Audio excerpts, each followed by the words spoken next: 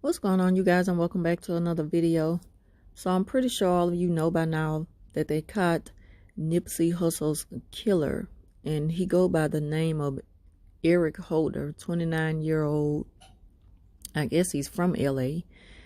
And I also seen, like, on some of the news conferences yesterday when I was able to catch up on it when I left work, I seen that they mentioned that he was like a close childhood friend of Nipsey's, and he had been in and out of jail. Like, he has a long criminal history on top of a record of in and out of like a mental institution.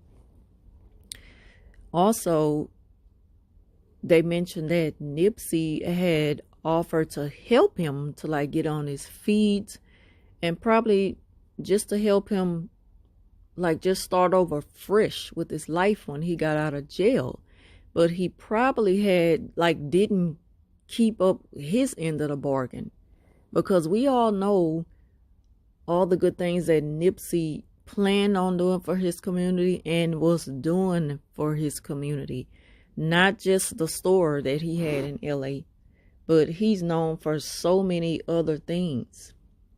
And I'm pretty sure the guy, he knew like that Nipsey would help him, but he had to do something to prove that he was worth it. And like with his criminal history, on top of people saying like he's a known like rat, like snitch or whatever, he was on papers for ratting people out, probably to cut down on his jail time, because I know that's how it worked. When people wonder like, how you get out of jail so early, on a charge like that, so you had to be ratting. And that's probably what he did. And Nipsey probably just didn't want to deal with nobody like that. And he probably knew that this guy always have been grimy, but there's always like this part of you that just want to give people a try, and you give people chances over and over and over again, and they show you that they just not going to change. It just get to the point where you just get burnt out on that, and you done. You just cut them out of your life. And I'm pretty sure that's how it went. Like right before this guy decided that he's going to get the ultimate revenge on Nipsey. Because they also mentioned that he kept coming around the store, like causing problems. Nipsey kept telling him to leave his property and stuff like that. And I mean, I guess he just kept coming back every day with that same old foolishness.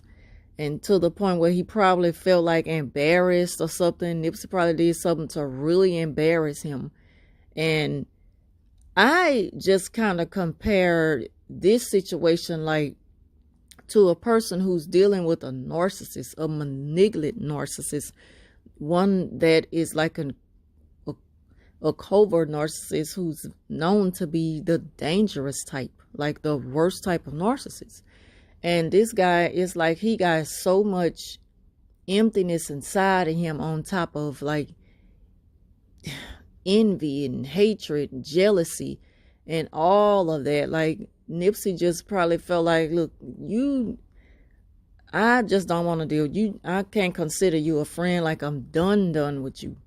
And like, leave me alone. Go ahead about your business. I'm not trying to deal with you no more.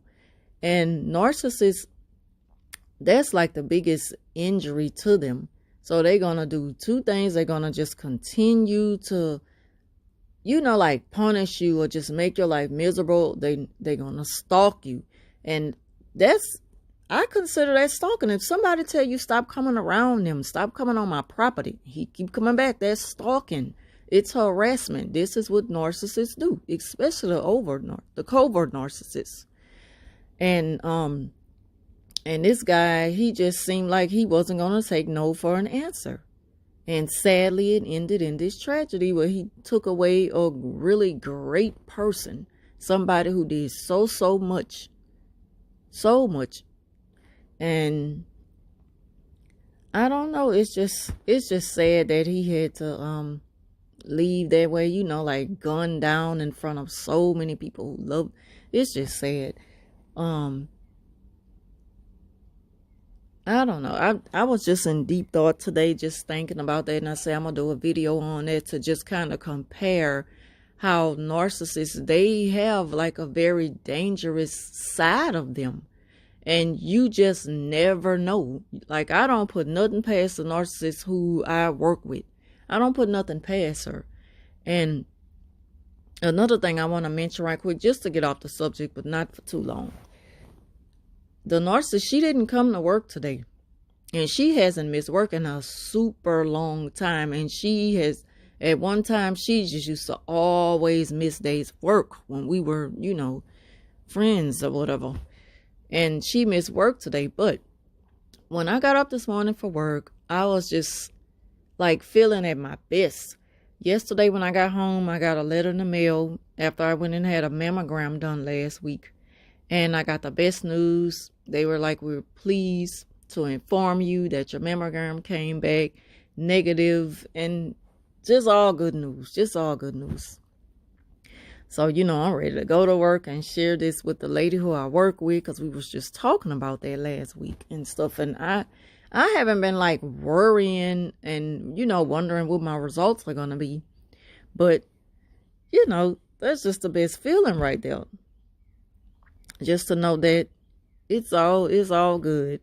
It's all good, and I don't have that to worry about. So I'm feeling my best this morning, ready to go to work, get to work. I get in my car, and my tire pressure light is blinking, and it's telling me my front left tire is overinflated. Like, my tires are like at 30, 32, probably 34 at the most. My tire inflation on my front left tire was 80 something. And it just kept like going up from 79, 80, 89. It even went to 95. I was so scared when I was driving to work this morning. Like, that completely just took away my joy of, sharing my good news when I got to work. And then to see that she wasn't there, I don't know why. The first thing came to my mind, I kid you not, is that did she come to my house and do something to my tire? Like, that's the first thing came to my mind. When you have dealt with the narcissist for so long, and you stop dealing when you go no contact, and I know how she operates, so I don't put nothing past her. I just took that as something to be cautious about. Like, you just don't know what they'll do. Like, I just don't put it past her that she'll try to harm me in some kind of way. I just don't. I cannot dismiss the thought of, knowing that she just may try to do something. And it's not about thinking negative, it's about thinking real.